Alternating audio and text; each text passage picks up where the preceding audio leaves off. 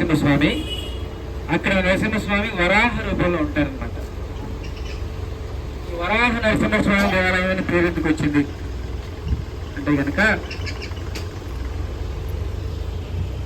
ఈ రాక్షసులందరూ కూడా ఈ భూమిని కక్షలో నుంచి తప్పివేసేసి కింద పడేస్తారు. భూమిని వేదాలన్నింటినీ కూడా పడవేస్తారు కింద.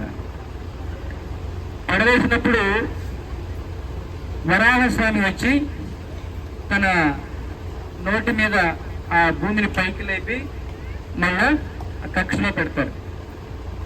శ్రీమద్ భాగవతం 3వ స్కంధంలో వరాహస్వామి గురించి. ఆ కక్షలో పెట్టడానికి భగవంతుడు భూమి కిందకి వెళ్ళాలి కదా, భూమి కింద పడేసారు, భూమి కిందకి వెళ్ళాలి కదా. ఇక్కడ ఆ నరసింహస్వామి ఇది భూమికి సెంటర్ పాయింట్. ఈ ప్రదేశం భూమికి సెంటర్ పాయింట్. ఆ సెంటర్ పాయింట్లో నుంచి ఆ రంధ్రం చేసుకుని భూమి లోపలికి వెళ్ళి ఒక భుజం మీద ఆ భూదేవిని, ఇంకొక భుజం మీద వేదాలని పెట్టుకుని పైకి వస్తారనమాట. ఒక కాలు భూమి లోపలికి, ఒక కాలు భూమి పైకి ఉంటుంది. సో ఇది భూమికి సెంటర్ పాయింట్.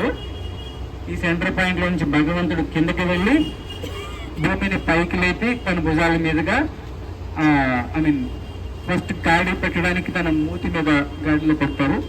తర్వాత భూమిని తీసుకుని తన భుజం మీద పెట్టుకుని పైకి వస్తారనమాట. మీరు వరాహ నరసింహస్వామి దేవాలయానికి వెళ్తే ఒక భుజం మీద భూదేవి అమ్మవారు, ఇంకొక భుజం మీద వేదాలు ఉంటాయి.